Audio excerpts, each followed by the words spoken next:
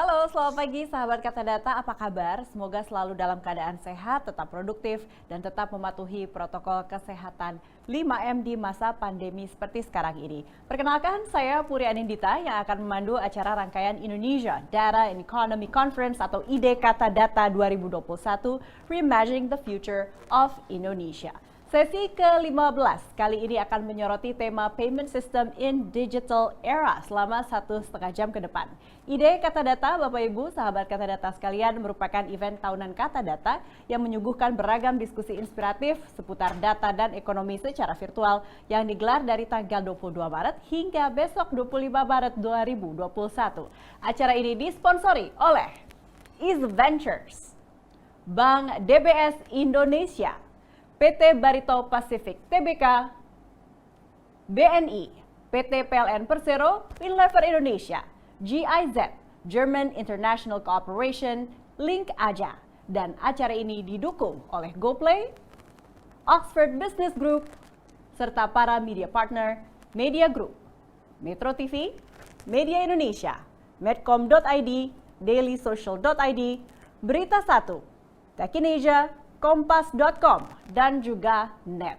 Dan penyelenggaraan ID Kata Data 2021 di hari ketiga ini selain bisa disaksikan lewat Zoom webinar, juga bisa Anda saksikan via Facebook Kata Data Indonesia, Instagram Kata Data Co.id, YouTube Kata Data Indonesia, dan website katadata.co.id.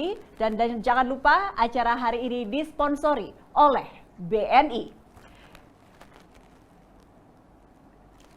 Baik, sahabat Kata Data, diskusi ini berlangsung secara bilingual, jadi silakan untuk Anda yang ingin mendengarkan dalam bahasa Inggris atau in English, untuk mengaktifkan fitur interpretation di aplikasi Zoom Anda, lalu pilih atau klik English.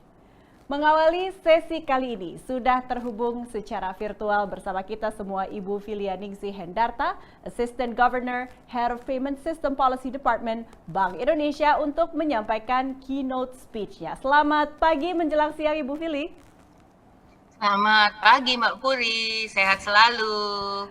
Saya turut senang, terima kasih Bu Fili sudah meluangkan waktunya untuk kami semua. Kami sudah tidak sabar mau mendengar pandangan dan keynote speech dari Ibu. Kami persilakan. Makasih Mbak Puri. Yang saya hormati pimpinan Kata Data, panitia webinar Indonesia Data Economic Conference 2021, juga para narasumber sesi ini, saya lihat ada Pak Karania, ada Pak Indra Utoyo, ada Pak Rahmat Bagas Santoso, dan tentunya Bapak Ibu peserta webinar yang berbahagia. Assalamualaikum warahmatullahi wabarakatuh. Salam sejahtera bagi kita semua. Shalom, Om Swastiastu, Namo Buddhaya, salam kebajikan, dan salam sehat Indonesia. Mengawali sambutan kami, izin mengajak Bapak Ibu sekalian, kita panjatkan puji syukur kehadirat Tuhan Yang Maha Kuasa, karena hanya perkenannya aja kita semua dapat berkumpul meskipun secara virtual, tetapi dalam keadaan yang sehat dan walafiat dalam event webinar Indonesian Data and Economic Conference 2021 yang diselenggarakan oleh Kata Data, khususnya dalam kegiatan webinar dengan tema Payment System in Digital Era. Sebelum saya melanjutkan, mohon izin menyampaikan permohonan maaf Bapak Gubernur Bank Indonesia, Bapak Peri Warjio, karena berhalangan hadir, sehingga dalam kesempatan ini saya yang menyampaikan sambutan ini. Nah, kami di Bank Indonesia tentunya menyambut baik kegiatan conference ini sebagai sarana kolaboratif antara regulator, industri, dan asosiasi dalam peningkatan pengetahuan serta merumuskan aksi konkret untuk mendorong laju pertumbuhan ekonomi Indonesia, utamanya di tahun 2021 ini dan juga ke depannya setelah atau dalam era pandemi COVID-19 ini. Memang menurut hemat kami pilihan kegiatan webinar kali ini yang mengangkat tema Payment System in Digital Era juga sangat cermat, terutama mengingat perkembangan inovasi teknologi digital yang belakangan ini telah menjadi mainstream yang mendorong peningkatan dan juga pergeseran penggunaan transaksi tunai ke transaksi non-tunai dan dari physical ke mobile base. Nah, pada kesempatan yang baik ini saya juga ingin menyampaikan apresiasi dan selamat kepada Katadata dan kepada seluruh pihak yang terlibat dan yang menyponsori atas penyelenggaraan event yang sangat bermanfaat, dan ini juga sekaligus menunjukkan komitmen yang kuat dari kita bersama untuk mendorong pertumbuhan ekonomi dan proses transformasi digital di Indonesia. Bapak Ibu hadirin yang berbahagia, kita ketahui bersama bahwa di tahun 2020 telah menjadi tahun yang penuh dengan tantangan. Dan ini juga berdampak sangat luas dan boleh dikatakan extraordinary terhadap kemanusiaan, terhadap pertumbuhan ekonomi dan transaksi keuangan di seluruh dunia. Kita lihat pandemi COVID-19 ini yang mengharuskan interaksi fisik antar manusia ini dibatasi. Dan tentunya ini menyebabkan pelambatan ekonomi dunia. Dan di banyak negara kepanikan, ketidakpastian pasar keuangan, serta banyaknya penduduk yang jatuh dalam kemiskinan. Nah, kalau kita lihat beberapa ekonomi utama dunia dan mitra dagang Indonesia, di tahun 2020 ini juga mengalami pertumbuhan yang negatif. Kita lihat di Amerika minus 2,5%, di Singapura minus 3,8%, Korea Selatan minus 1,4%, dan demikian juga Hong Kong minus 3, maupun Uni Eropa yang minus 4,8. Nah, ekonomi Indonesia pun juga tidak imun dari tren pelambatan ini. Kalau kita lihat di triwulan 4 2020, pertumbuhan Indonesia juga terkontraksi cukup dalam. Yang biasanya bertumbuh sekitar 5%, saat ini bertumbuh minus 2,07%. Nah, kita lihat dampak pandemi COVID ini juga menghasilkan kompleksitas permasalahan yang tentunya memerlukan respon kebijakan yang agak delicate. Ya, baik dari sisi kesehatan, stimulus fiskal, stimulus moneter, dan juga dari sektor keuangan. Tetapi kita tahu bahwa semangat tidak boleh surut. Ya, ibaratnya gaspol jangan kasih kendor gitu ya. Karena kita lihat biasanya pelangi yang paling indah itu muncul setelah hujan yang paling lebat. Kalau hujannya rintik-rintik nggak ada pelanginya. Nah, manusia Indonesia sebagai aset terbesar bangsa biasanya juga akan menawarkan solusi cerdas atas berbagai tantangan. Jadi kalau manusia biasanya kalau sudah terpojok maka akan keluar itu ide-ide yang cemerlang. Nah, meskipun 2021 ini kita melihat juga akan menjadi momentum pemulihan ekonomi nasional karena mulai terkendalinya penanganan pandemi baik melalui vaksinasi maupun digitalisasi yang terakselerasi, tetapi vaksinasi yang sudah mulai dilakukan ini tetap membutuhkan kemampuan adaptasi dunia usaha yang terus diuji untuk bertahan dan bangkit di era new normal dan next normal. Penanganan dan pemulihan pandemi COVID ibaratnya dua sisi mata uang untuk yang di satu sisi menyeimbangkan antara menjaga kesehatan dan di sisi lain adalah mata pencaharian. Di sisi lain kemampuan untuk bertahan, beradaptasi, dan bertransformasi kita ketahui ini menjadi kunci utama untuk melewati masa pandemi dengan sukses. Dengan dua persyaratan tersebut, yaitu pelaksanaan vaksinasi dan juga digitalisasi, Bank Indonesia memperkirakan pertumbuhan ekonomi Indonesia di tahun 2021 ini akan mampu bertumbuh mencapai 4,3 sampai 5,3%. Bapak Ibu yang berbahagia, kita lihat bahwa selama tahun 2020 kita mencatat setidaknya ada 3 fakta digitalisasi yang perlu kita cermati. Yang pertama, pergeseran pola transaksi masyarakat. Masyarakat jadi semakin terbiasa untuk melakukan transaksi secara digital di tengah terbatasnya aktivitas fisik. Nah, ini terbukti dari peningkatan signifikan di transaksi e-commerce, digital banking, dan juga uang elektronik, utamanya sejak pandemi COVID terjadi. Di sisi e-commerce kita lihat nominal transaksi e-commerce di triwulan 4 2020 itu mencapai 90,28 triliun atau meningkat sekitar 28% Q2Q dan 49,5% year on year. Nah, volume transaksi digital juga terus tumbuh positif. Tadi Pak YB juga mengatakan demikian. Di triwulan 4 2020 itu sebesar 12,4% Q2Q dan secara tahunan tumbuh pesat mencapai 41%. Sementara itu kalau kita lihat di uang elektronik, nominal transaksi uang elektronik pun juga mengalami pertumbuhan yang besar. Secara Q2Q 18% dan secara year on year mencapai hampir 22%. Nah, fakta yang kedua adalah kita lihat inovasi-inovasi baru terus berlanjut.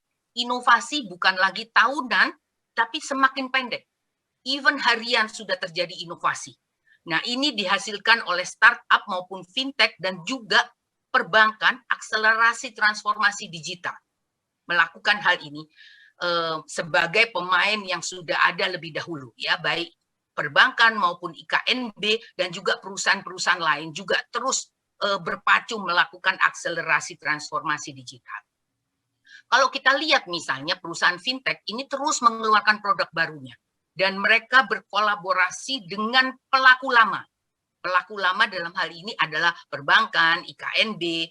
Nah, saya mencatat beberapa inovasi, misalnya di sini kolaborasi antara fintech dengan perbankan, misalnya untuk tarik tunai UE di ATM milik bank, atau pembelian reksadana, ini yang dipeloporin oleh pakar di sini dengan bareksanya, melalui channel uang elektronik, atau kerjasama penyaluran dana antara fintech lending dengan bank, ya. Nah, dengan berbagai macam skema. Nah, di sisi lain perbankan juga terus melakukan transformasi digital. Tidak hanya produk semata, tetapi juga menyentuh aspek core banking. Bagaimana penggunaan cloud hingga proses bisnisnya. Istilah bank digital tadi dibahas di sesi sebelumnya juga semakin sering kita dengar. Baik dilakukan oleh perbankan konvensional yang bertransformasi atau bank baru yang diakuisisi oleh bank besar. Karena tadi dikatakan bahwa ini lebih baik mengakuisisi bank kecil untuk dijadikan bank digital supaya risiko termitigasi apabila terjadi kegagalan atau yang lain-lainnya. Bahkan bank yang diakuisisi oleh perusahaan fintech. Ya. Nah, yang ketiga perusahaan konvensional pun juga melakukan digitalisasi. Beberapa korporasi terus melakukan transformasi baik dari sisi produksi maupun jalur distribusi. Nah, sebagai contohnya, beberapa grup korporasi retail saat ini sudah mulai melakukan kerjasama dengan e-commerce dan platform digital serta mencoba untuk mensinergikan bisnis offline dengan online-nya untuk mempertahankan bahkan untuk meningkatkan penjualan first moving consumer goods-nya. Nah, fakta yang ketiga kita lihat bahwa persepsi investor ini semakin kuat. Dan kita lihat berlanjutnya aliran modal untuk startup maupun fintech.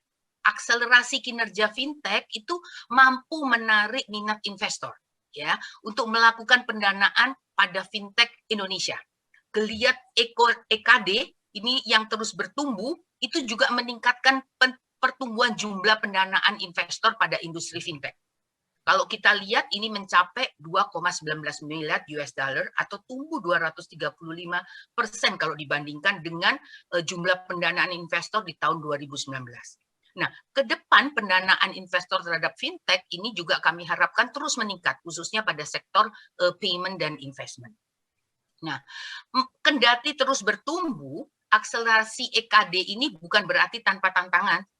Kita lihat di sini kesenjangan antar wilayah, khususnya penyediaan infrastruktur, daya saing SDM, dan juga literasi keuangan, ini menjadi PR kita bersama. Selain itu, kita juga lihat pusat kegiatan ekonomi masih terkonsentrasi di Pulau Jawa, khususnya di DKI Jaya.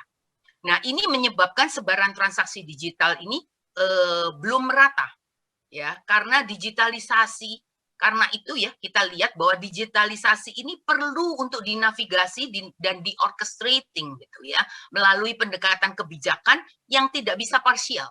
yang tidak bisa sektoral aja, tetapi harus yang komprehensif dan struktural, supaya apa? Supaya transformasi digital ini mampu mengintegrasikan peran seluruh pelaku ekonomi, baik yang besar maupun yang kecil, baik yang di pusat maupun yang di daerah, dalam ekosistem digital yang inklusif dan sustainable. Nah, Bapak Ibu hadirin sekalian yang berbahagia, menghadapi kondisi-kondisi tersebut tentunya kita memerlukan kerangka kebijakan sistem pembayaran yang komprehensif, yang mencoba untuk menyeimbangkan antara optimalisasi peluang inovasi sekaligus juga memitigasi risiko yang timbul dari inovasi-inovasi tersebut.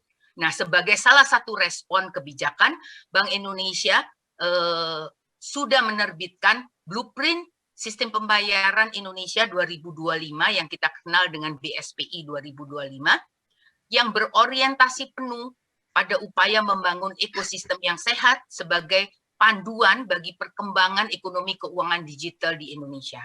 5 visi Sistem Pembayaran Indonesia 2025 ini dirumuskan sekaligus akan menjadi target dari arah kebijakan Bank Indonesia khususnya di sistem pembayaran. Nah, Bapak Ibu untuk mengingatkan kembali, merefresh kembali, blueprint tadi itu mempunyai 5 visi yang sangat relevan dengan kegiatan ide hari ini. Secara singkat, SPI itu fokus pada 5 hal. Di sini kita lihat di slide. Yang pertama adalah integrasi ekonomi keuangan digital serta mendorong inklusi keuangan. Yang kedua, juga mendukung digitalisasi perbankan sebagai lembaga utama dalam EKD. Yang ketiga, menjamin interlink antara fintech dengan perbankan untuk menghindari risiko shadow banking, tetapi tadi seperti dikatakan di sesi sebelumnya, bukan hanya berkompetisi, tetapi juga berkolaborasi di sini. Co-opetition namanya ya, collaboration and competition. Bagaimana saling memanfaatkan advantage, competitive advantage masing-masing. Nah, yang keempat, ini menjamin keseimbangan antara inovasi dan risiko. Dan yang kelima juga menjamin kepentingan nasional dalam IKD antar negara. Jadi national interest harus menjadi pertimbangan utama kita juga. Nah, 5 visi tadi kita wujudkan dalam 5 inisiatif dan 23 deliverables yang akan diimplementasikan baik langsung oleh Bank Indonesia sesuai dengan tugas dan kewenangannya sebagai otoritas sistem pembayaran maupun diimplementasikan melalui kolaborasi dan koordinasi yang produktif dengan kementerian lembaga terkait dan juga tentunya dengan industri dan Bapak Ibu sekalian. BSPI ini kami harapkan dapat menjadi solusi dari Bank Indonesia, kontribusi dari Bank Indonesia menjadi part of the puzzle gitu ya. Bagaimana nanti sistem pembayaran dapat berkontribusi nyata dan membentuk ekosistem digital yang sehat. Nah, BSPI ini juga diharapkan dengan BSPI ini arus digitalisasi yang tengah berlangsung di Indonesia ini mampu untuk memberikan manfaat yang optimal bagi seluruh masyarakat secara merata dan sustainable. Melalui apa? Melalui proses inklusi keuangan ekonomi yang lebih baik dan lebih luas. Bapak Ibu sekalian yang berbahagia, banyak sekali capaian dari implementasi BSPI 2025 ini yang sudah didapatkan. Beberapa progres inisiatif secara umum dapat kami sampaikan di WG1 Open API ini yang ditunggu-tunggu, tadi dikatakan bahwa BNI dan Bank Amar juga sudah melakukan ini. Jadi WG1 Working Group 1 Open API ini telah mempublikasikan konsultatif paper dan sudah melakukan penyusunan pedoman teknis. Jadi kita lakukan standarisasi karena sekarang ini Open API masing-masing bilateral. Nah, nanti kita akan lakukan standarisasi bersama supaya lebih cepat kalau pihak-pihak ingin melakukan kerjasama Open API. Nah, tahun ini diharapkan dapat dimulai persiapan implementasi secara bertahap, piloting dulu secara bertahap Open API khususnya bagi first mover karena ada sudah dibentuk working group nasional, jadi working group nasional Open API ini yang akan melakukan sebagai first mover terlebih dahulu di uji coba secara bertahap ini. Nah, pada WG2 terkait sistem pembayaran retail, pengembangan BI Fast ini sedang berjalan saat ini dan diharapkan bisa go live di akhir tahun 2021 untuk fitur transfer kredit. Sementara untuk fitur lainnya akan secara bertahap diimplementasikan. Nah, lebih lanjut konseptual design untuk interface pembayaran terintegrasi ini juga telah diselesaikan dan saat ini sedang disusun kerangka acuan kerjanya. Kris sebagai quick win dari BSPI 2025 juga terus diperluas fiturnya. Saat ini Kris yang di awalnya hanya 1,7 juta merchant saat ini sudah mencapai 6,4 juta merchant dan target kami bersama dengan penyelenggara sistem pembayaran yang ada 57 saat ini yang berlisensi Kris ini mentargetkan mencapai 12 juta merchant Kris di akhir 2021. Nah, fitur-fitur juga kami perluas, mulai dari yang pertama merchant presented mode, lalu menjadi ditambah fiturnya menjadi tanpa tatap muka, kris tanpa tatap muka, dan saat ini kami siap nanti di April akan di launching penggunaan CPM, jadi customer presented mode, dan juga piloting penambahan fitur TTS, tarik, transfer, dan store melalui kris. Dan juga piloting untuk kris border antar negara yang saat ini sudah mempunyai perjanjian local currency settlement antar bank sentral. Mungkin ke depan yang diutamakan adalah dengan Thailand dan dengan Malaysia untuk tahap pertamanya. Dan pada working group 3 sistem pembayaran nilai besar telah terbit blueprint pengembangan pasar uang BPPU 2025 di akhir tahun 2020 yang lalu, dan selanjutnya akan kita lakukan alignment dengan infrastruktur SP Retail, dan ini akan mendukung, kita akan mendukung SP Retail, bagaimana SP Retail mendukung juga transaksi retail di pasar keuangan. Nah, yang BG4 ini data dan digitalisasi. Kami juga telah menyusun conceptual design data hub dan payment ID, serta melakukan piloting data capturing.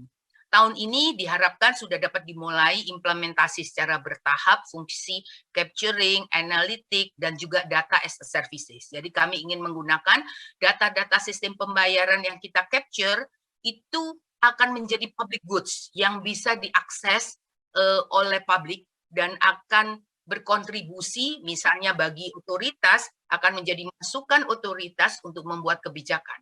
Bagi industri menjadi masukan bagi industri untuk mengembangkan inovasi-inovasi yang baru. Dan yang terakhir di BG5 ini regulatory reform, kami telah menerbitkan PBI Payung tahun nomor 22/23 di akhir Desember.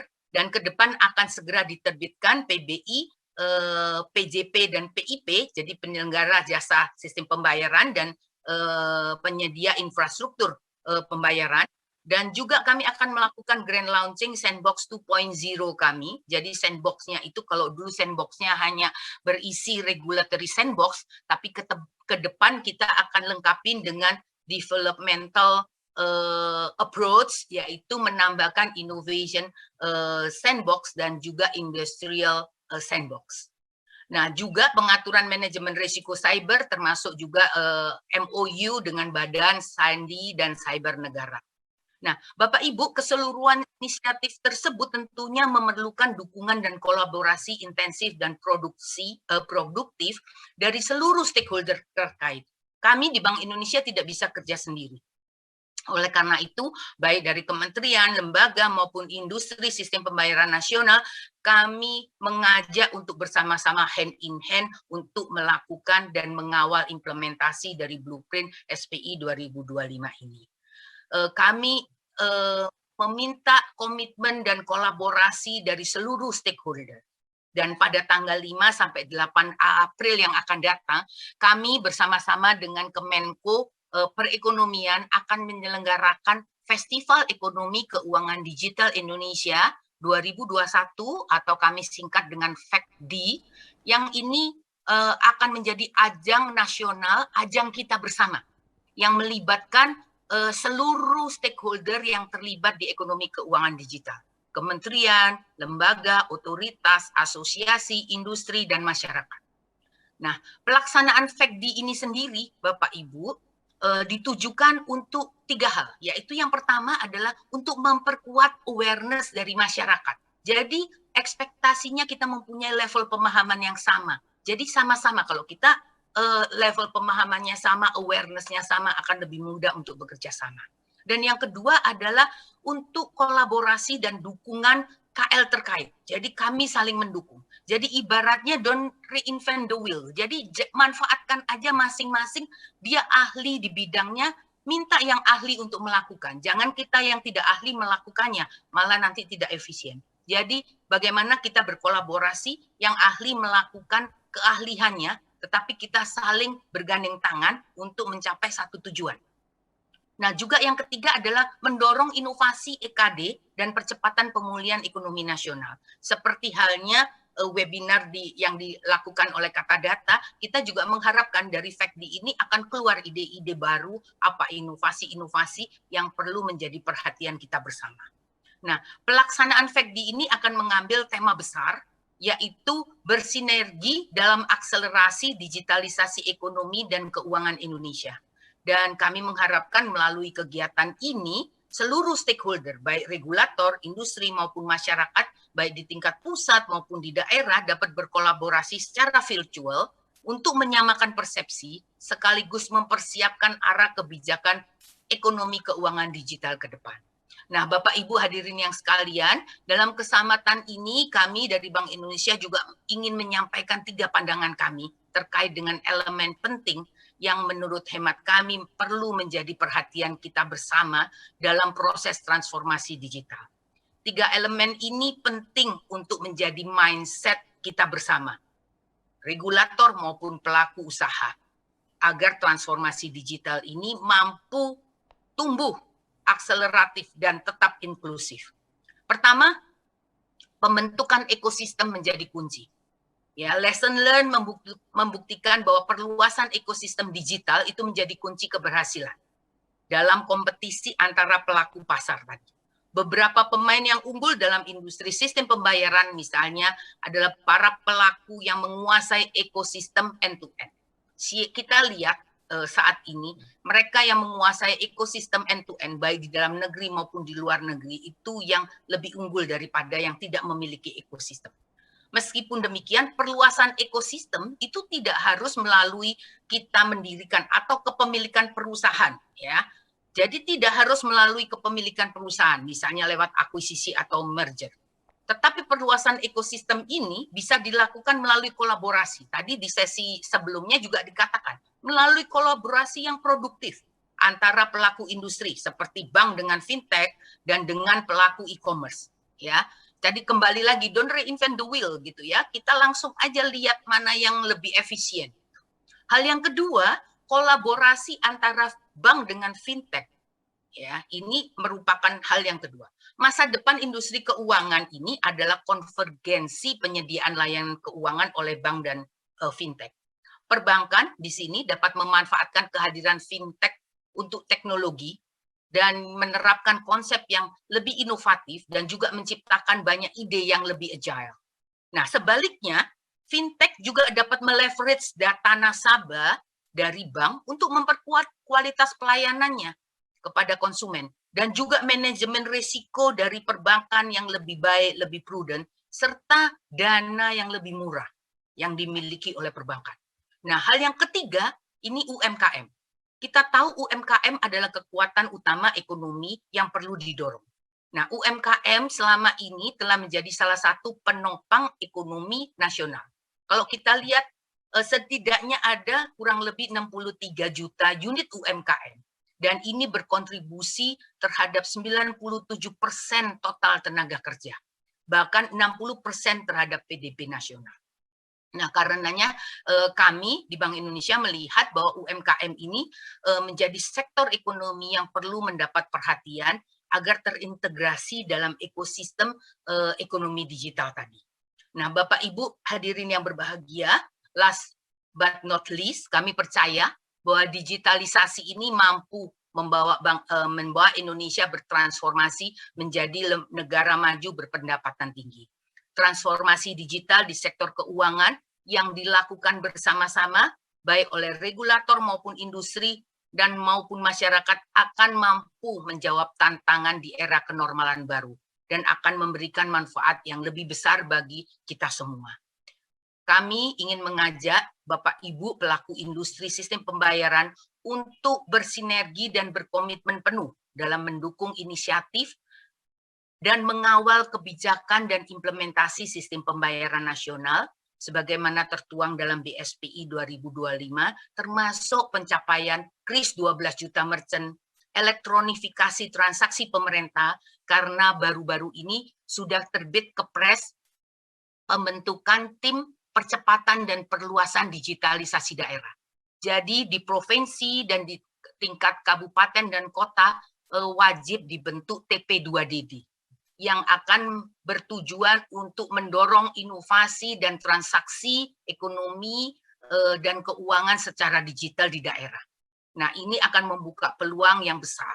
Dan demikian juga digitalisasi Bansos 4.0, bagaimana Bansos akan diperluas, dimodernisasi, tidak lagi terbatas hanya kartu, mungkin juga bisa dilakukan digitalisasi. Jadi akan ada omni channel di sini, multi instrumen, multi kanal. Ini rencana ke depan nantinya akan dilakukan sama-sama sedang dilakukan assessment, dan semuanya ini untuk mendukung pemulihan ekonomi nasional. Bapak Ibu, sebagaimana ungkapan dari Nelson Mandela yang menyampaikan, it is always impossible until it is done. Jadi nampaknya kalau kita ini kayaknya pesimis, bisa enggak ya untuk melakukan itu. Tetapi kita harus tetap positif, optimis, bahwa sinergi seluruh masyarakat, seluruh pihak mewujudkan visi tersebut untuk terbukanya akses terhadap 91,3 juta populasi unbanked dan 63 juta UMKM pada ekonomi keuangan formal yang sustainable akan menjadi nyata. Nah, Bapak Ibu sekalian, selamat berdiskusi. Semoga diskusi ini menghasilkan pemikiran dan aksi-aksi yang terbaik serta masukan bagi kami, otoritas dan regulator, dalam mendukung transformasi ekonomi keuangan digital di Indonesia. Tentunya demi inklusi keuangan dan juga akses keuangan yang lebih merata dan lebih luas. Sebagai penutup, mohon izin untuk menyampaikan pantun. Di Padang ada ikan asam pade, rasanya pasti onde-mande. Yuk sinergi dan berkomitmen satu periode untuk sukseskan PEN dan EKD. Demikian Bapak Ibu sekalian, terima kasih. Saya kembalikan ke Ibu Puri. Terima kasih banyak atas bonus pantunnya juga Ibu Filia Ningsih Hendarta, Assistant Governor, Head of Payment System Policy Department Bank Indonesia. Ibu, terima kasih, kami sudah belajar banyak setidaknya dari perspektif Bank Indonesia. Sehat selalu Ibu, salam untuk teman-teman di BI.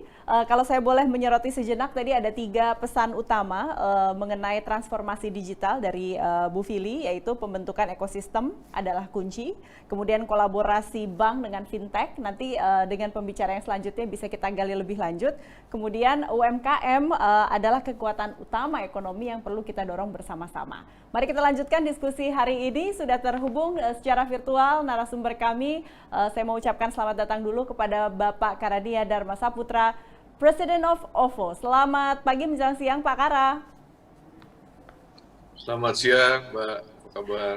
Apa kabar? Saya sehat, senang sekali melihat Bapak sepertinya dalam keadaan sehat juga. Tidak sabar mau mendengarkan paparan dan juga berdiskusi dengan Pak Kara, tapi sebelumnya saya juga mau menyapa Pak Indra Utoyo, Director of Technology Information and Operation PT Bank Rakyat Indonesia Persero Tbk atau BRI. Pak Indra, selamat pagi menjelang siang. Selamat pagi Mbak, selamat pagi. Nanti kita akan diskusi ya dengan Pak Indra, menyambung juga apa yang sudah dikatakan Bu Fili tadi, dan terakhir but not least, Bapak Rahmat Bagas Santoso, Chief Technology Officer dari Link Aja. Pak Bagas, selamat pagi, apa kabar? Boleh saya minta tolong di-unmute mic-nya? Ya. Assalamualaikum warahmatullahi wabarakatuh. Selamat siang, Mbak. Ya, terima kasih banyak. Alhamdulillah Waalaikumsalam sehat. warahmatullahi wabarakatuh. Baik, terima kasih atas perkenan waktu dan energinya Bapak-Bapak sekalian. Sebelum kita diskusi, mari kita dengarkan bersama paparan dari ada dua pembicara yang akan punya pemaparan tersendiri, ada Pak Kara dan juga Pak Bagas. Sekitar 10 menit saya persilakan kepada Pak Kara untuk terlebih dahulu memulai menyampaikan paparannya. Silakan Pak Kara. Baik, terima kasih. Boleh tolong di full screen. Oke. Terima kasih. Pertama-tama, Assalamualaikum warahmatullahi wabarakatuh. Selamat siang. Kepada yang saya hormati Ibu Fili, Pak Indra, Mas Bagas, dan teman-teman semua. Jadi saya ingin menyambung tadi penjelasan dari Ibu Fili. Jadi, halo. Kami sudah bisa mendengar jelas dari sisi kami, Pak Kara, silakan. Oke. Ya, jadi yang ingin saya sampaikan adalah sesuai temanya. Jadi mungkin saya ingin menjelaskan bahwa judul dari pemaparan saya adalah Beyond Payment gitu ya. Jadi tadi kita udah lihat paparan dari Bu Fili. Mungkin buat mereka yang mengikuti dari dekat berbagai kebijakan BI yang saya kira ini Bu Fili arsitek utama dari sedang terjadi sebuah perubahan yang saya kira sangat mungkin sangat kalau boleh dibilang sangat radikal gitu ya, atau sangat signifikan gitu di landscape dari digital payment kita di Indonesia yang didorong dengan sangat agresif oleh Bank Indonesia yang tadi kita lihat. Dan buat kami yang berada di industri ini, kami melihat bahwa perlahan-lahan dan apalagi nanti setelah semua milestones dari kebijakan yang tadi sudah dipaparkan oleh Bu Fili, itu saya kira akan mengubah secara sangat signifikan landscape dari digital payment, dan tentu nanti akan juga berimbas pada dunia fintech dan digital economy kita in general. Nah, karena itulah saya ingin memaparkan satu topik yang menurut saya ini yang akan menjadi masa depan dari dunia e-money kita, yang kami percaya ini yang saya sebut sebagai beyond payment gitu ya. Berikutnya, nah ini kita mungkin skip aja, tadi udah disampaikan secara ini oleh Bu Fili. Next slide please. Ini juga kita ini aja. Jadi sekali lagi kita melihat bahwa ada satu, tadi kan Ibu Fili memaparkan bahwa salah satu pilar terpenting yang juga akan didorong terus oleh Bank Indonesia dan pemerintah adalah bagaimana pertumbuhan uang elektronik. Saya kira ini sudah berkembang, bukan hanya menjadi sekedar, kalau kita lihat ya 2-3 tahun lalu gitu, uang elektronik biasanya identik dengan kalau kita ke mall, mau beli kopi, beli parkir gitu ya. That's it gitu. Nah, tetapi kalau yang kami lihat dan kemudian juga sedang kami lakukan di OVO, itu tadi bahwa kami sedang going beyond payment gitu. Dan salah satu arahnya adalah kami melihat bahwa ini yang mungkin agak berbeda dengan pemain-pemain sebelumnya. E-money saya kira juga di Link Aja, kemudian juga di GoPay, di Dana dan sebagainya. Ada satu karakteristik yang penting bahwa sebagian besar merchant kami itu didominasi oleh merchant yang UMKM gitu. Di OVO karena sekarang kami sudah mengkonversi hampir 900.000 lebih dari merchant kami, itu 90% lebihnya adalah UMKM gitu ya. Dan ini saya kira menunjukkan ada sebuah potensi yang sangat besar di mana ekosistem Ya, kami bisa tetap dengar suara. Ya, ada echo, sorry. Di mana ekosistem dari merchant yang sebagian besar UMKM yang berada di ekosistem e-money, ini sebetulnya bisa dimanfaatkan dengan sangat menarik gitu ya oleh berbagai inisiatif yang ditujukan tadi sudah disampaikan oleh Bu Fili. Next slide please. Nah, kemudian yang kedua, ini juga salah satu hal yang juga saya kira menarik, tadi sudah disinggung sedikit oleh Bu Fili, dan ini terima kasih.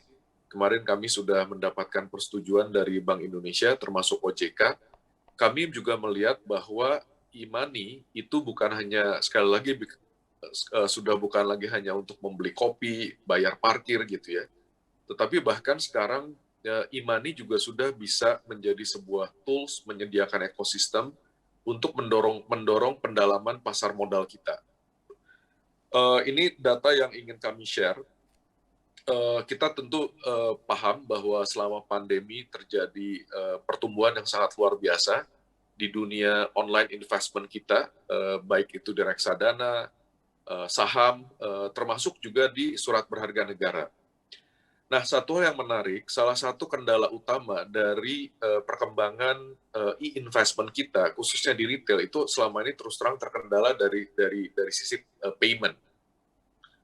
Nah, karena itulah kemudian tahun lalu itu di Bareksa kami mengadopsi metode pembayaran yang sangat seamless gitu ya, yang memungkinkan nasabah pada saat membeli reksadana itu bisa mendapatkan verifikasi yang almost real time dan instant gitu. Dan kemudian juga ini kemarin kami coba dengan OVO, bahkan pada saat melakukan redemption itu juga dananya bisa langsung mendapatkan instant redemption gitu ya. Nah, itu ternyata direspons dengan sangat positif. Jadi data yang di kanan kita melihat bahwa terjadi pergeseran begitu kami mengadopsi uang elektronik,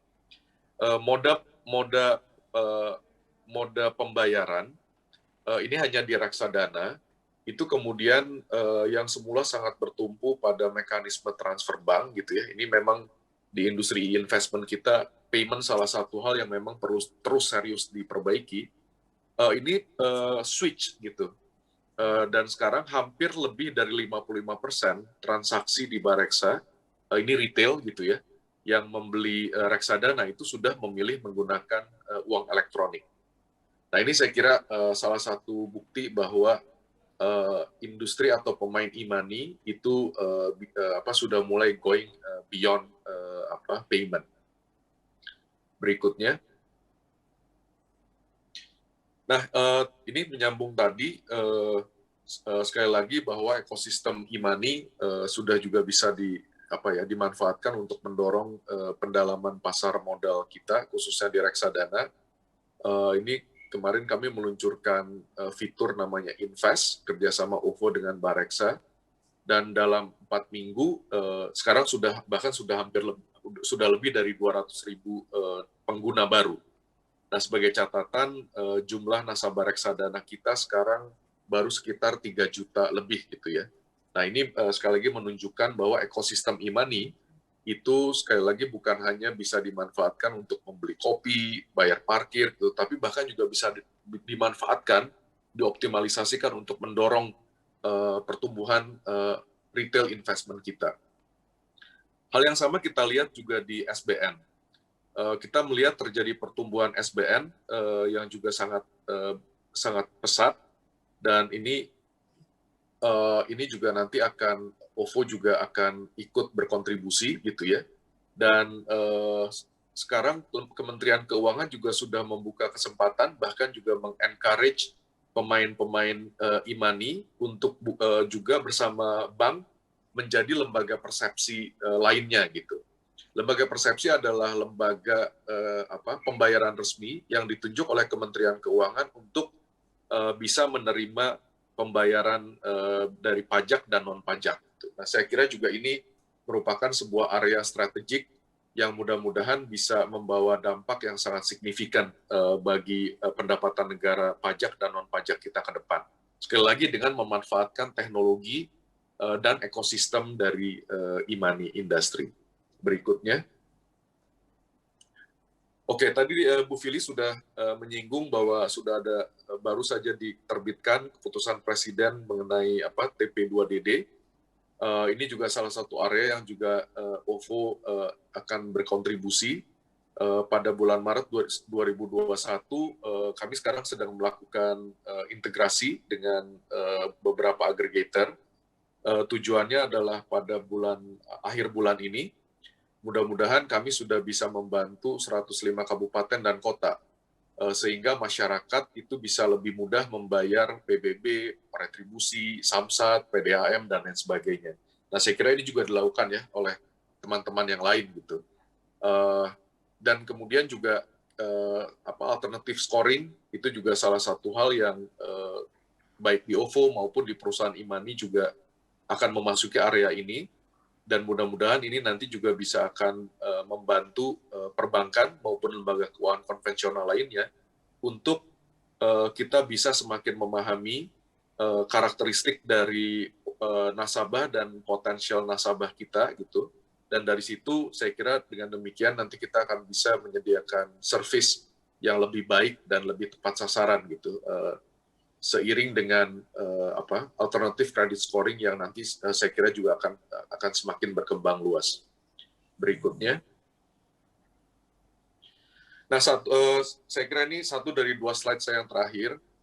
Salah satu hal yang saya kira juga sangat signifikan untuk kita catat itu adalah saya selalu menyampaikan secara konsisten di berbagai forum bahwa prakerja saya kira merupakan sebuah milestone penting dalam perjalanan fintech dan digital economy kita, karena saya kira prakerja merupakan sebuah bukti bahwa teknologi digital itu bisa dimanfaatkan, sekali lagi ini sekali lagi beyond payment gitu ya, di mana OVO, Link Aja, Dana, dan GoPay itu juga bersama Bank BNI sudah berperan untuk menyalurkan dana semi bansos, yang kita sebut sebagai dana insentif kartu prakerja.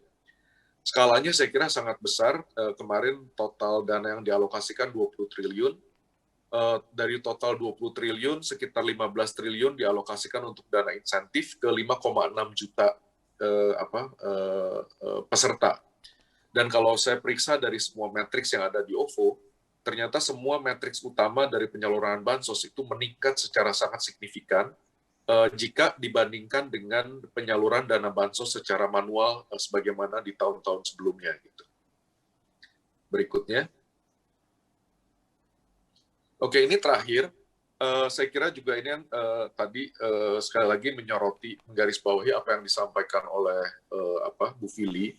Selama ini Indonesia selalu seperti selalu challenging gitu pada saat kita bicara bagaimana kita bisa mendorong pertumbuhan UMKM kita khususnya di era pandemi.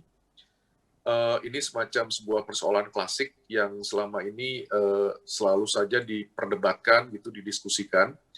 Nah, kalau dalam hemat saya, ini hasil survei terakhir kami dengan Core Indonesia ini yang dipimpin oleh Bu Henry Saparini, ini menunjukkan bahwa ekosistem e-money seperti OVO, kemudian juga teman-teman yang lain, yang sekali lagi seperti yang tadi sudah saya sampaikan di depan, kami memiliki ekosistem UMKM yang cukup besar gitu ya, merchant, dan 90% itu sebagian besar merupakan UMKM, datanya lengkap gitu, kemudian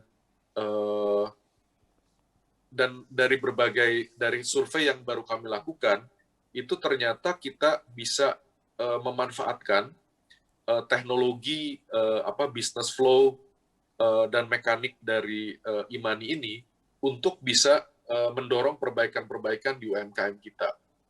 Nah, ini yang saya kira satu potensi yang sangat penting dan sangat menarik untuk dikembangkan terus ke depan. Saya kira mungkin itu saja sebagai presentasi pembuka untuk bahan diskusi kita. Terima kasih, Mbak.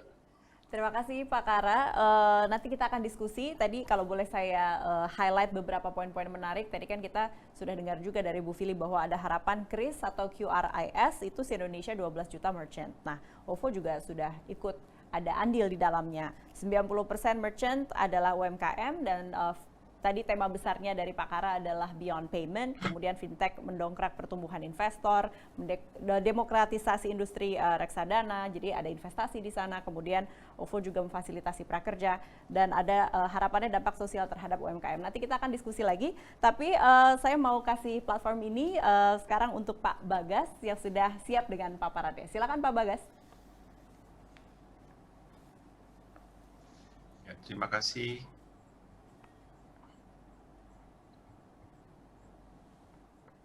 Ya,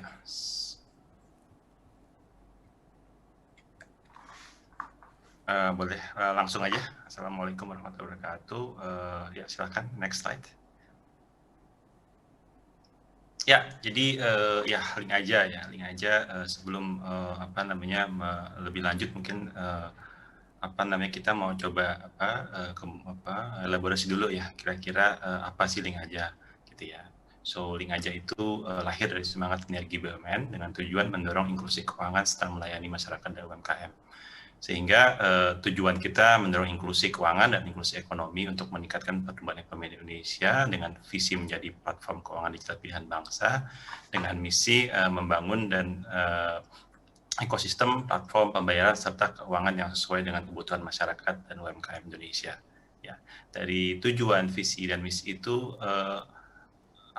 gimana sih kita translasikan ke market segment atau apa sih yang kita pengen garap dan tuju gitu ya. Jadi kalau dari market segment kita lihat dari konsumen itu sebenarnya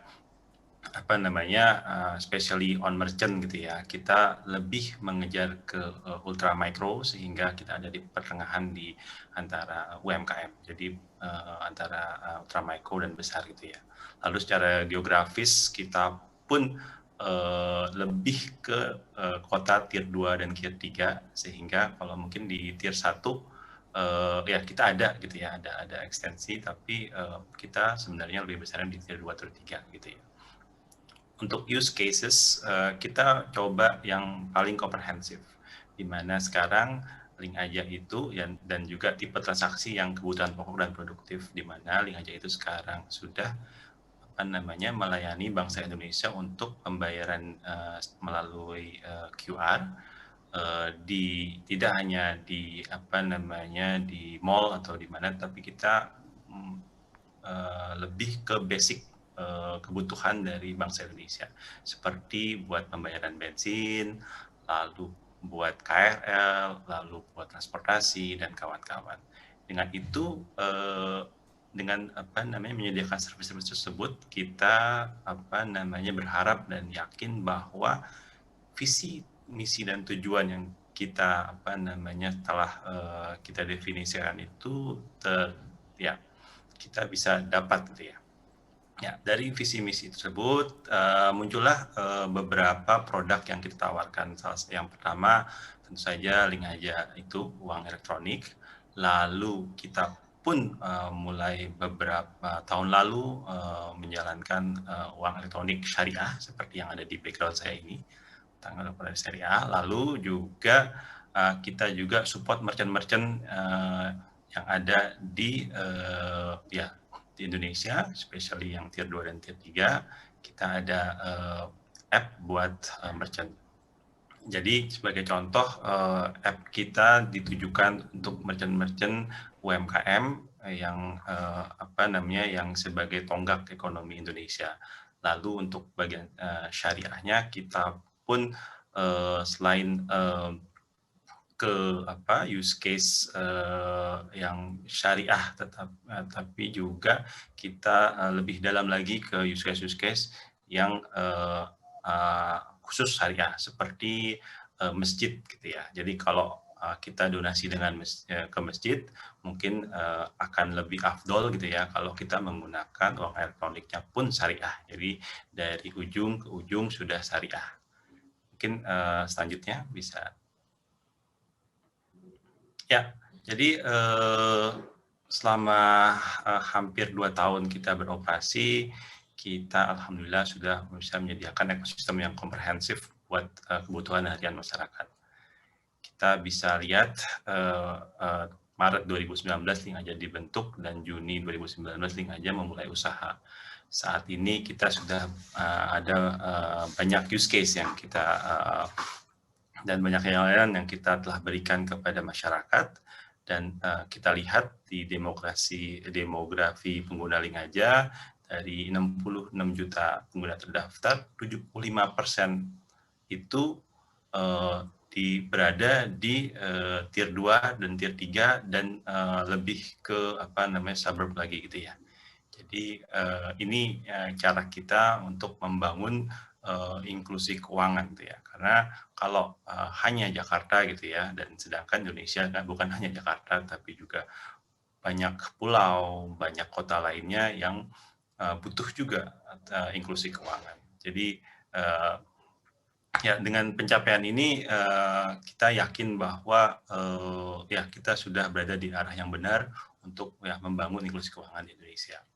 Lalu pada Februari 2021 tahun lalu, hampir setahun yang lalu, kita April 2020 kita meluncurkan link aja syariah.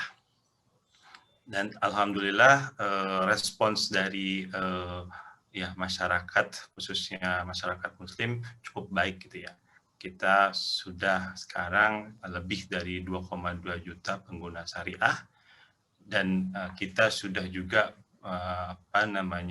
kolaborasi dengan banyak ya sentra pendidikan Islam, donasi syariah, pemerintah syariah gitu ya, maksudnya dan keuangan syariah, zakat, dan ribuan masjid dan wakaf dan merchant lokal dan merchant halal lainnya untuk mendorong ekonomi syariah yang juga disupport oleh Bapak Wakil Presiden gitu ya. Jadi alhamdulillah dengan ini kita bisa serve masyarakat Indonesia yang yang sesuai dengan kebutuhan mereka. Jadi kalau kebutuhannya reguler, kita punya link aja reguler, sedangkan kalau kebutuhannya syariah, kita juga punya link aja syariah. Dengan ini kita berharap penetrasinya lebih cepat dan lebih baik karena layanan atau produk yang kita buat sesuai dengan apa yang diperlukan oleh bangsa. Seperti itu. Bisa ke slide selanjutnya. Ya. Jadi kolaborasi untuk inklusi keuangan sangat banyak kita lakukan sudah gitu ya, seperti yang tadi saya ungkapkan. Ini di slide ini mungkin khusus tentang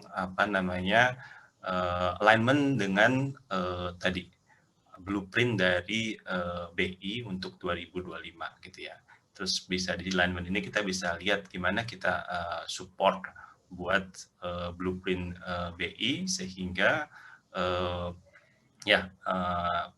sistem pembayaran makin maju gitu ya. So yang pertama ini ada beberapa contoh gitu ya. Jadi dari blueprint BI itu ada banyak hal yang kita mesti support dan lakukan. Sebagai contoh Open API, kita belajar di Open API ini membuat sistem pembayaran link aja itu bisa diterima di mana saja gitu ya, dengan cukup mudah, sehingga setiap merchant atau setiap usaha bisa integrasi dengan kita dengan cukup mudah gitu ya. Dan kita sudah banyak melakukan integrasi ini, jadi kita juga ikut WG1 tadi yang dari Bu Fili gitu ya, tentang Open API, gimana kita bisa kontribusi nih dengan blueprint dari BI, sehingga kita bisa menyediakan nggak hanya Open API untuk link aja saja, tapi Open API ini standarisasinya, technical capability-nya, dan lainnya bisa berguna buat bangsa seutuhnya gitu ya.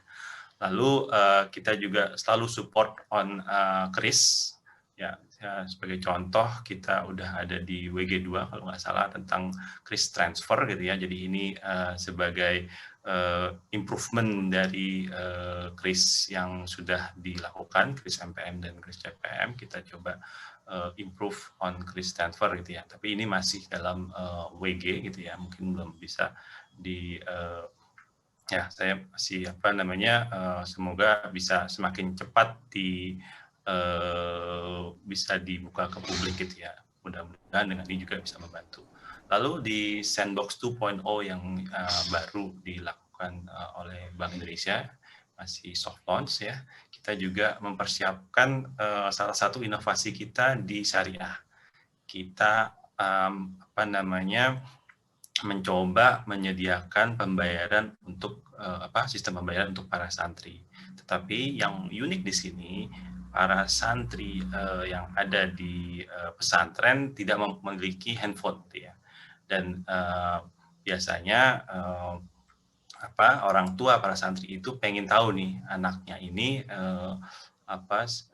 mempunyai belanjanya apa saja gitu ya, aktivitas seperti apa dan kawan-kawan. Maka kita coba ajukan solusi ini untuk di pesantren sehingga kita bisa memberikan solusi yang cocok buat pesantren gitu ya. Jadi solusi ini berdasarkan biometrik dan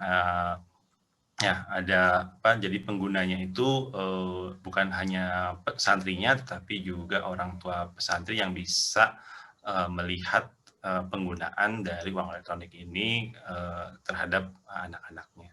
Seperti itu. Mungkin sekian cukup dari saya tentang apa sih yang ada di Link Aja, dan mungkin kita bisa lanjutkan ke yang selanjutnya. Terima kasih. Terima kasih banyak Pak Bagas atas paparannya.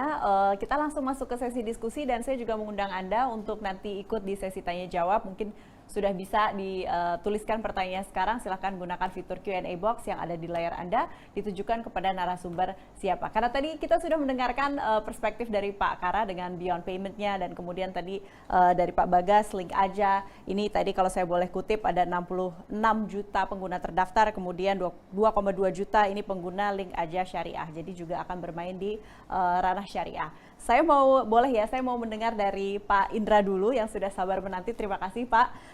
Dari BRI. Nah, kalau sedikit backstory nih teman-teman, Pak Indra ini kan lama di Telkom, kemudian pindah ke BRI, berperan dalam transformasi juga. Jadi saya ingin tahu bagaimana strategi dan upaya BRI ini mengembangkan sistem pembayaran di era digital. Silakan Pak. Terima kasih Mbak Puri. Baik, kalau masih ada Bu Fili, yang sama Bu Fili, rekan-rekan panelis nih Pak Kara, Ahmad, para Bapak Ibu peserta webinar pagi hari ini, siang ya, pagi. Assalamualaikum warahmatullahi wabarakatuh, selamat pagi.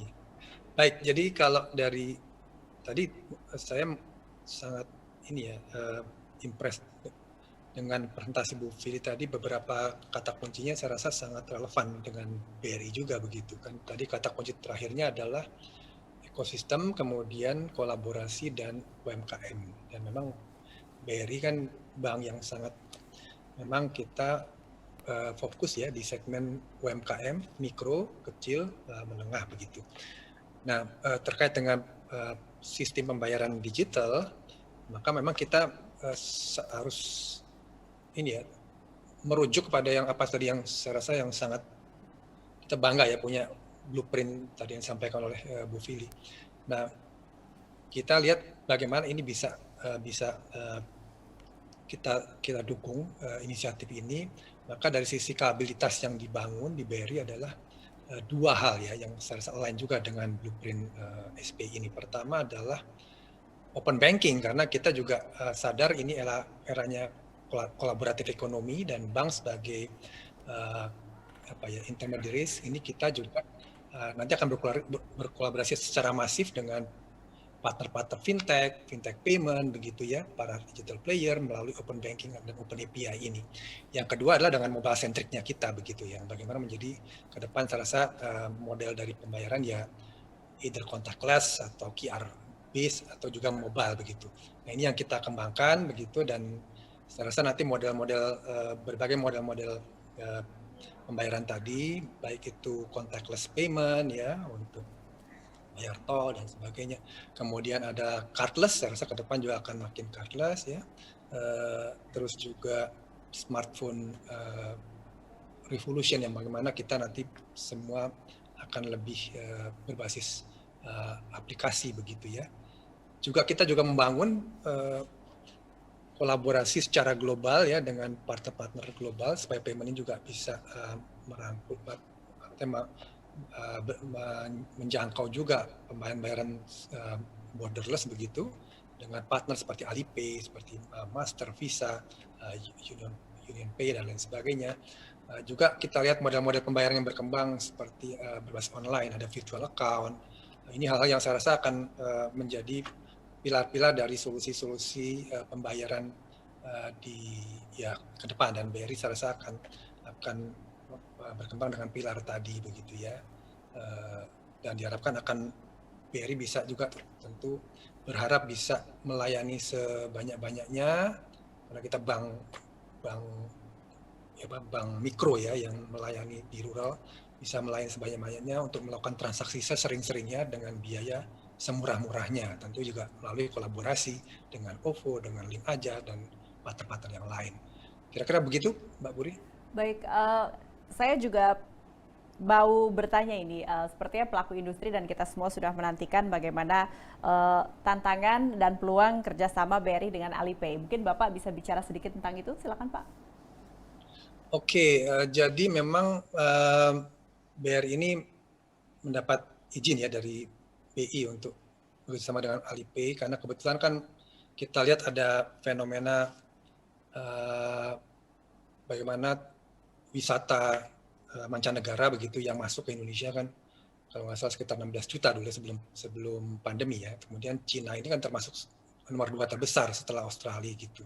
Nah, kita tentu harus bagaimana jangan sampai apa yang kita ketahui selama ini mereka melakukan pembayaran atau melakukan transaksi di Indonesia tapi dalam ekosistemnya mereka. Oleh karena itu BRI menjadi partner di Indonesia ini, yang mana begitu mereka dengan aplikasi WeChat Play atau Alipay ya, mereka bisa connect dengan kris kita begitu, yang nanti connect kepada merchant, dan mereka tentu juga kita menjadi acquirer-nya, dan kemudian kita dengan demikian mereka mendapatkan juga ada dana di sini, dan nanti baru mereka connect dengan Alipay yang ada di Cina. Nah, seperti itu. Dan memang hambatannya adalah karena turisnya lagi menurun nih gara-gara pandemi gitu. Jadi tadinya kita akan memang mengembangkan berbagai titik gitu untuk krisnya ya di sekitar 200.000 outlet begitu.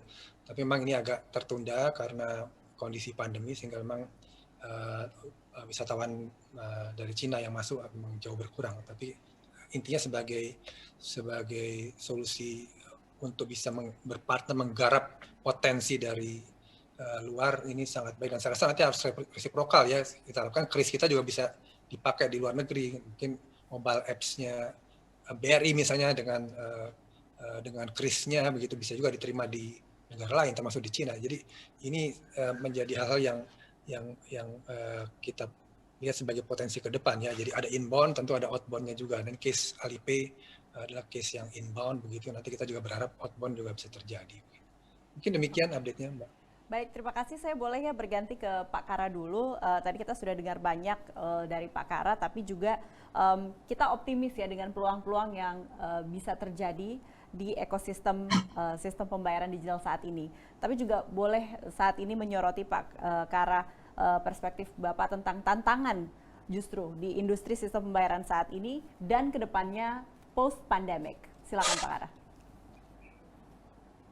Ya, saya kira tadi kita lihat ya angkanya dari Bu Fili, penggunaan uang elektronik dari data terakhir saya kira CAGR 132% ya, jadi setahun tuh annual growth-nya 132%. Jadi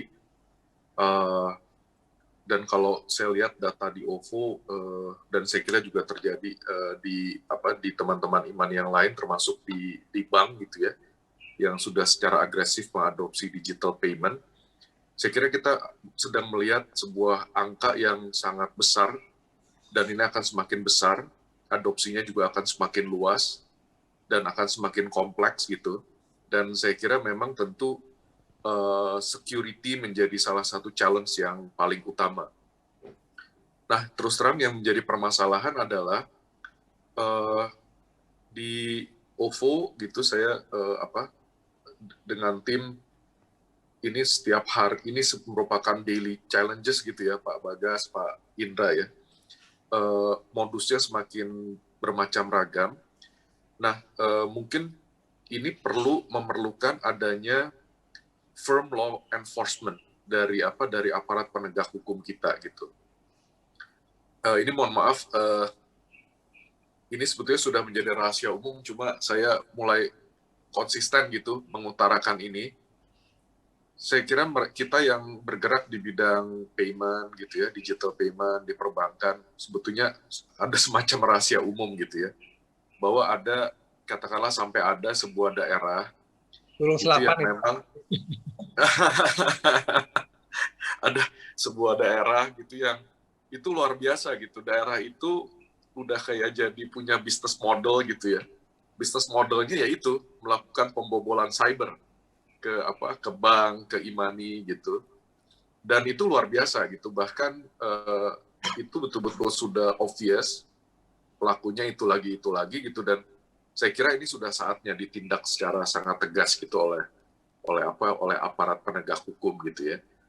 Biasanya kalau yang kita lihat, dan ini saya kira sangat memprihatinkan, setiap kali terjadi ada kejahatan cyber di dunia payment, sepertinya justru banknya gitu atau platformnya yang sepertinya seolah-olah menjadi dipersalahkan gitu. Ya tentu kami semua bertanggung jawab ya, tetapi saya kira yang paling penting adalah justru mengejar pelakunya gitu.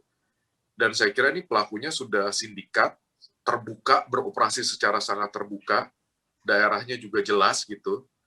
Dan selama pelakunya tidak ditindak tegas, saya hampir nggak pernah mendengar tuh ada misalnya pelaku pembobolan yang yang ditindak secara firm gitu oleh aparat. Ini saya kira akan semakin meluas gitu, karena memang sekali lagi trennya adalah memang ke sana dan volumenya sudah sangat masif gitu. Nah ini yang saya kira menjadi PR terbesar gitu Mbak ya. Kita sudah melihat sekali lagi adopsinya sudah sangat besar, benefitnya gitu buat masyarakat, buat perekonomian juga sebagaimana yang tadi saya sampaikan, terbuka lebar gitu untuk kita manfaatkan ya, untuk mendorong inklusi keuangan, UMKM gitu. Tadi juga Pak Indra cerita di Bank BRI juga kan fokus ke sana. OVO juga seperti yang tadi saya sampaikan, 90% dari merchant kami itu UMKM. Kemudian 28-30% pengguna OVO itu juga ternyata datang dari segmen yang unbanked dan underbanked. Kemudian juga tadi prakerja dan lain sebagainya ya. Kita bisa melihat pemanfaatan teknologi payment gitu untuk ke area-area yang bahkan mungkin dulu tidak terfikirkan, ke area G2P. Nah, tetapi sekali lagi, challenge utama ini harus diatasi gitu, dan itu tidak mungkin hanya diatasi oleh kami-kami yang ada di industri gitu. Ini membutuhkan firm commitment and firm law enforcement gitu dari aparat penegak hukum kita. Mungkin gitu Mbak, terima kasih. Baik, nanti untuk tentang enforcement ini menarik sekali karena juga sebagai pengguna pasti ada ketakutan tentang fraud dan sebagainya.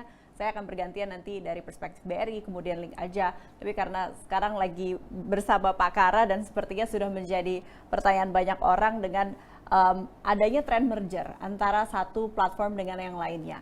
Pertanyaan kepada OVO adalah bagaimana OVO menyikapinya nih Pak? Maaf tadi kolaborasi ya, gimana Mbak? Sekarang ini kan sudah ada tren merger antara satu platform atau satu brand dengan brand lainnya atau platform lainnya. Pertanyaannya adalah bagaimana OVO menyikapi tren ini? Oh, ya mungkin saya ingin menarik ini, mungkin kalau merger terlalu sempit ya. Tapi saya kira the nature of, kalau kita lihat the nature of digital economy dan fintech, saya kira kan sangat kolaboratif. Jadi saya kira kita mungkin agak berbeda dengan era 10 tahun yang lalu gitu ya, di mana perusahaan-perusahaan besar itu justru berlomba-lomba membangun ekosistem tertutupnya masing-masing gitu ya. Dan itulah yang dianggap menjadi kunci untuk memenangkan competition gitu. Tapi saya kira setelah kita memasuki era digital economy, era fintech, saya kira paradigma itu berubah. Justru cara kita untuk win the market atau win the competition adalah kalau kita bisa menjadi sangat kolaboratif dan kita bisa berkolaborasi dengan sangat cepat gitu.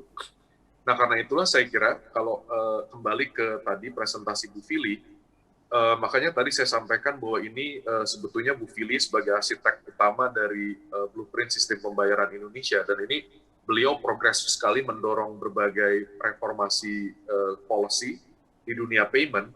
Salah satu karakteristik utama dari reformasi kebijakan yang didorong oleh Bank Indonesia sekarang, itu karakteristiknya ada dua. Satu, open ecosystem yang diwarnai oleh adanya interconnectedness gitu ya, antar pemain, termasuk antara bank dengan fintech. Dan kedua, ekosistemnya itu menjadi inklusif gitu. Jadi dia BI sedang mendorong sebuah ekosistem yang inklusif bukan hanya secara horizontal antar pemain, tetapi juga inklusif bagi masyarakat. Sebagai contoh misalnya penerapan BI Fast gitu ya. Saya juga karena saya kebetulan mendirikan Barex, saya yang bergerak di bidang investment retail. Salah satu kendala utama dari pertumbuhan, kita lihat the traction is there, the demand is there.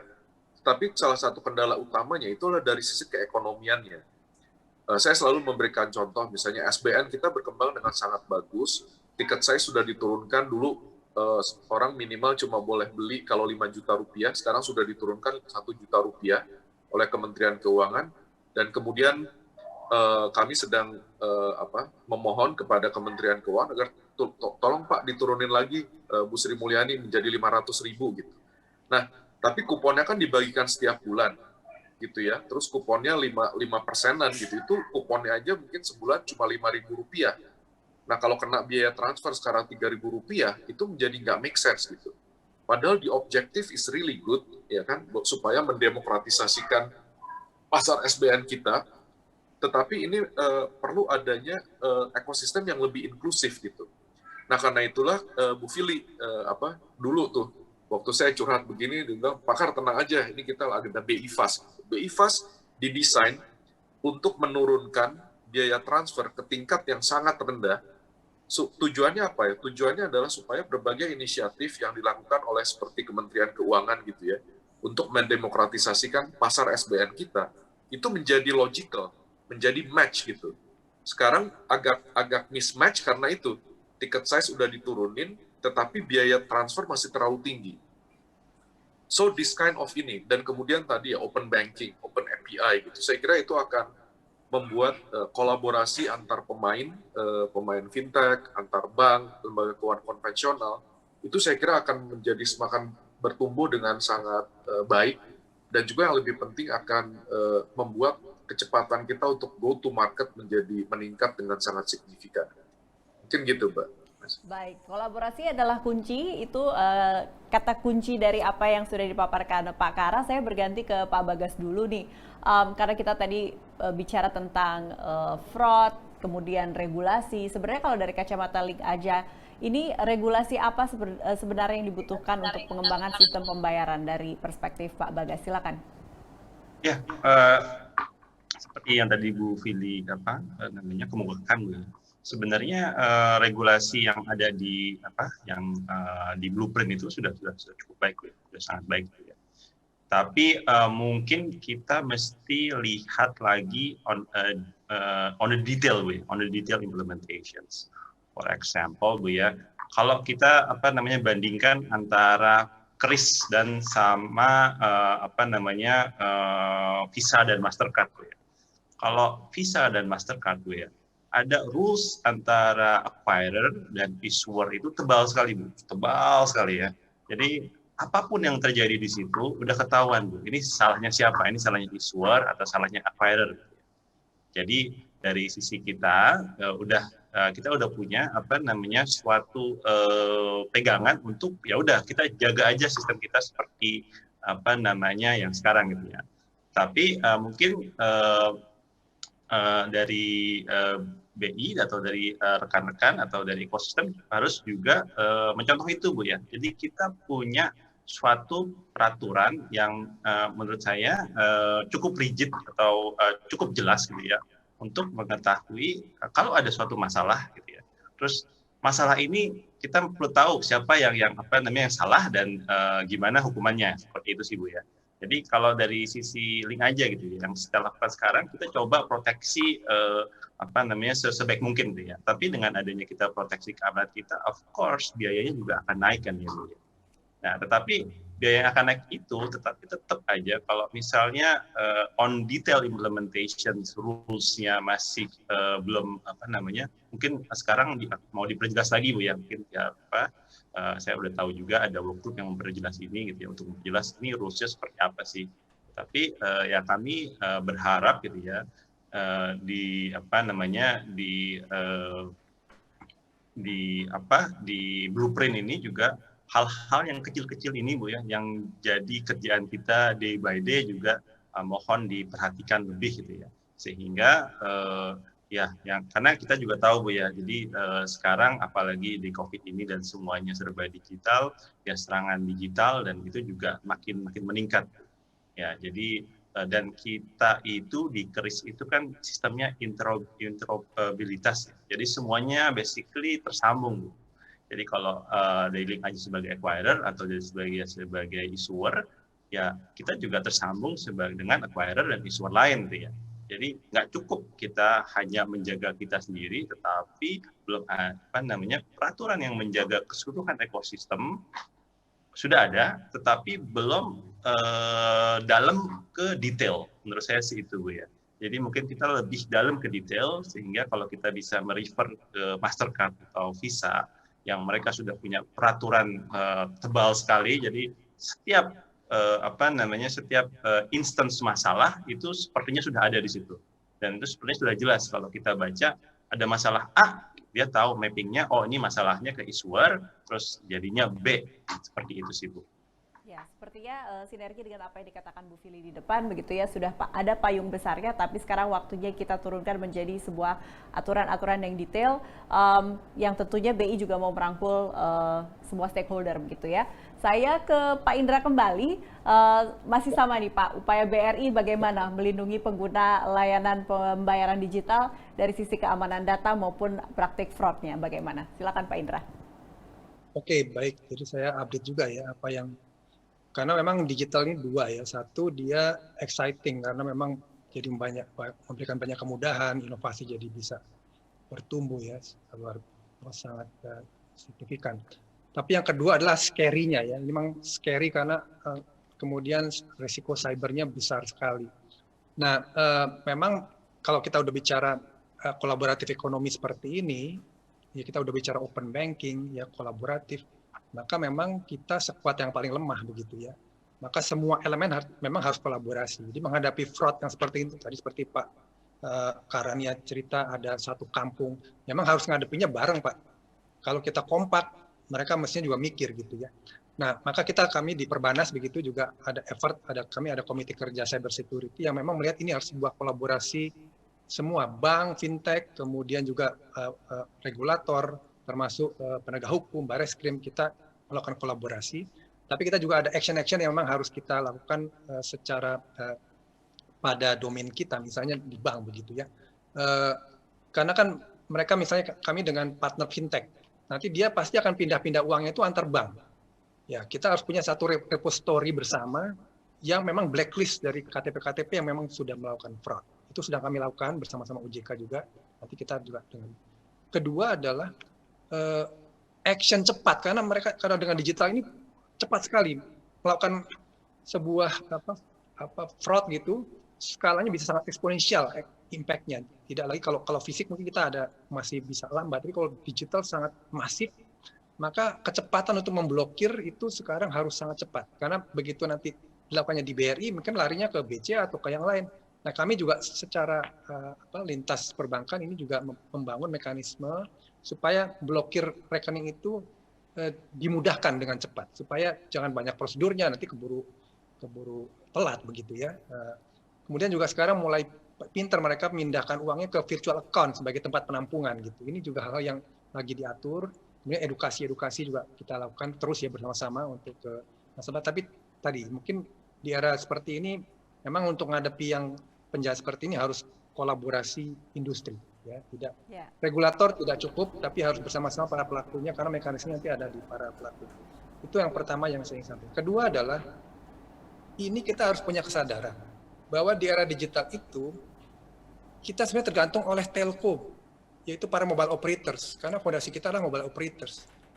Ini ada regulatornya namanya Kominfo. Sementara industri keuangan ada regulatornya.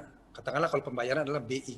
Tapi kan dua regulator itu kan masing-masing mengatur industrinya. Sementara ada irisannya, yaitu bahwa hampir setiap digital payment itu tergantung nomor HP gitu. Begitu. Nah, sementara mungkin kesadaran ini belum ada ya. Mungkin di operator ini kan nomor-nomor gua, mau gua ganti, ya ini bisnis gua. Seperti itu. Tapi bagi bank tiba-tiba ganti terus SIM swap terjadi, dia ada account takeover, ada ini yang memang harus diatur bareng cross sektor. Jadi harus ada, saya rasa ini masih ada gap missing link antara sektor telco dengan sektor financial yang saya rasa harus dijembatani bersama. Dan kita secara industri harus ngomong dan harus ada aturannya sehingga nanti ada repository dari nomor-nomor HP, semua yang nanti dirujuk baik oleh telco, oleh sektor penyedia jasa sistem pembayaran begitu ya. Jadi kalau ada perubahan pun harus dicek dulu ke repository. Ini dulu pernah ada buka layanan mobile banking nggak atau apa, sehingga kalau mengganti-ganti juga saya rasa merujuk ke sebuah repository. Ini yang sepertinya harus kita pikirkan secara industri karena ini sudah bicara kolaboratif, open banking, yang kita sekuat yang paling lemah, begitu satu titik lemah yang kena satu industri gitu.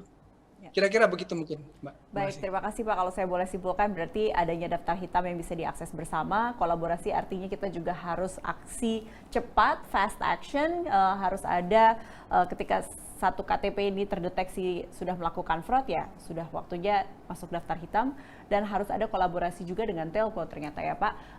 Saya mau meminta maaf dulu untuk teman-teman yang sudah antusias sekali bertanya, tapi karena keterbatasan waktu akhirnya saya perlu wakili pertanyaannya, mayoritas tadi bertanya tentang fraud, data privacy dan sebagainya. Mudah-mudahan tadi jawaban dari ketiga panelis kita menjawab apa yang menjadi keresahan teman-teman, dan saya sudah mendapatkan arahan dari produser kita bahwa sudah hampir di penghujung sesi kali ini. Jadi sebelum saya tutup, boleh saya minta masing-masing panelis untuk memberikan closing statement-nya. Dimulai dari Pak Kara dulu, silakan Pak Kara. Ya, saya cuma ingin reiterating itu ya, yang tadi saya sampaikan, bahwa pertumbuhan uang elektronik, dan mohon dicatat uang elektronik bukan hanya dari yang di-generate oleh fintech company seperti OVO, Link Aja, tetapi juga diinisiasi oleh perbankan seperti oleh Bank BRI, Pak Indra Utoyo, dan bank-bank lainnya. Saya kira kita sedang melihat adanya sebuah peluang yang bukan hanya baik buat pelaku industri digital payment itu saja, tetapi saya kira kita melihat dan datanya dan buktinya sudah jelas gitu ya, angkanya juga jelas, yang memperlihatkan bahwa ekosistem e-money, teknologi e-money, itu sekali lagi bukan lagi hanya bisa dimanfaatkan untuk agar masyarakat bisa lebih mudah membeli kopi atau bayar parkir, tetapi sudah jauh dari itu. Dan saya kira itu bisa sekali dimanfaatkan untuk berbagai tujuan economic development yang selama ini masih saja menjadi persoalan klasik dari negara kita gitu.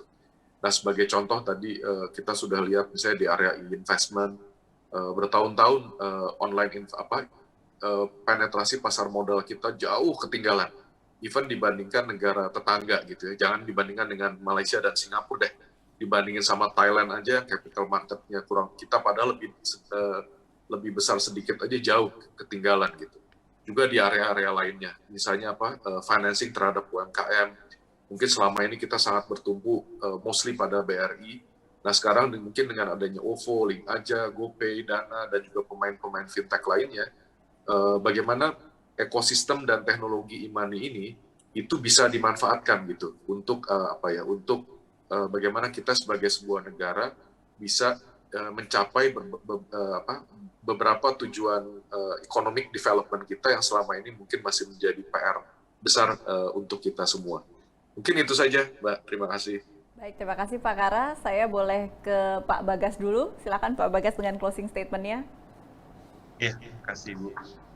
Ya, kalau dari saya ya ingin mengingatkan lagi gitu ya. Jadi tujuan utama dari semua fintech atau bank itu atau semua inisiatif ini adalah inklusi keuangan ya. Kita ingin dengan inklusi keuangan ini kita membangun ekonomi masyarakat ya. Dan oleh karena itu mungkin ya dengan itu kita berjalan bareng-bareng untuk menuju ke situ gitu ya. Untuk menuju ke situ maka kuncinya tadi kolaborasi. Jadi kolaborasi dengan semua gitu ya. Jadi kolaborasi antara bank dengan fintech, kolaborasi antara fintech dengan fintech, dan kolaborasi antara regulator dengan ekosistem dan kawan-kawan. Karena PR kita banyak nih. Jadi mungkin tadi sama Pak Indra ya, panutan saya gitu ya, bahwa digital ini sangat cepat tuh ya. Digital ini sangat cepat dan kita juga karena juga kecepatan itu karena kemudahan dari akses dari masyarakat. Nah, tapi dengan kecepatan ini kita semua dari ekosistem, dari pelaku, dari regulator juga mesti cepat juga bereaksi dan cepat juga tanggap untuk mengatasi semua masalah agar tujuan kita tercapai. Ya, itu saja dari saya. Baik, terima kasih dan terakhir tapi juga tetap penting, Pak Indra silakan. Baik, terima kasih. Jadi saya ingin bilang mungkin belum pernah ekonomi digital di Indonesia sebaik hari ini. Tapi kita akan, saya rasa ini sebuah energi yang bagus dan tadi sudah diberikan blueprint-nya juga oleh BI begitu. Dan kita semua juga saya rasa spiritnya sama hari ini melihat bahwa kita masuk kepada sebuah ekonomi kolaborasi yang nanti memang kendalinya ada di customer. Jadi kita memang sekarang masuk ke era yang lebih open dan ini dalam rangka saya rasa memberikan impact yang lebih besar bagi financial inclusion maupun economic inclusion. Tapi tadi mungkin mumpung ini kata data event ya, saya ingin bagaimana kita punya problem fundamental begitu di ekonomi digital ini tadi. Karena sebetulnya ekonomi digital itu tergantung telco. Dia fondasinya adalah mobile device ya, yang itu adalah di manage oleh telco. Sementara ID telepon itu nomor HP itu dipakai oleh semua layanan-layanan digital termasuk payment dan perbankan. Maka bagaimana kita bisa punya kolaborasi antar dua sektor yang terpisah ini dalam sebuah cross industry collaboration supaya kita bisa betul-betul, karena industri akan bertumbuh cepat begitu, dan saya rasa kalau kita bisa mengadres problemnya yaitu isu fraud-nya, cyber risk-nya yang besar ini. Kalau kita bisa sama-sama kolaborasi di industri financial bersama telco, ini insya Allah ini akan tumbuh lebih sehat lagi dan akan bisa menemukan ekonomi digital di Indonesia yang jauh lebih impactful, saya rasa begitu. Baik, terima kasih. Kita sudah dengarkan 3 closing statement tadi terakhir bahwa juga perlu menggandeng telco menjadi kata kunci. Saya mau ucapkan terima kasih Pak Kara, Pak Indra, Pak Bagas. Kita sudah berada di penghujung sesi. Sebelum saya akhiri, boleh saya lakukan foto bersama terlebih dahulu. Lihat ke kamera, berikan senyum paling semangat untuk kita semua yang menyaksikan dari rumah atau dari kantor. Saya akan hitung mundur. 3, 2, 1. Sekali lagi terima kasih Pak Kara, salam untuk teman-teman di OVO dan Mbak Reksa juga, kemudian terima kasih Pak Pak Bagas, Indra, Dilik Aja, dan juga Pak Indra, salam untuk teman-teman BRI. Mudah-mudahan kita ada kesempatan berdiskusi kembali di Kata Data. Sehat selalu, tetap produktif. Bye for now. Assalamualaikum warahmatullahi wabarakatuh.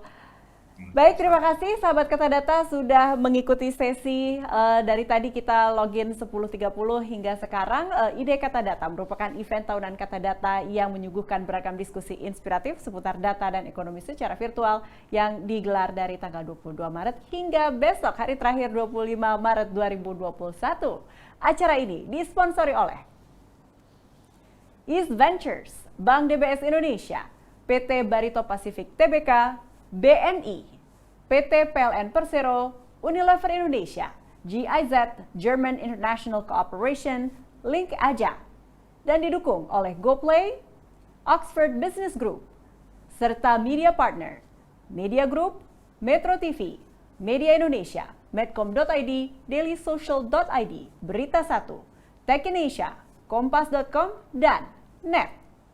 Dan penyelenggaraan Ide Kata Data 2021 di hari ketiga ini disponsori oleh BNI. Baik sahabat Kata Data, saya Puri Andita beserta seluruh tim yang bertugas pamit undur diri sejenak. Jangan lupa saksikan Kata Data Ide 2021 sesi berikutnya, sesi ke-16 pukul 13.00 waktu Indonesia Barat dengan tema Fighting Financial Crime in the Digital Age. Dan ingat untuk tetap terus mematuhi protokol kesehatan 5M dimanapun Anda berada selama masa pandemi COVID-19. Terima kasih dan sampai jumpa.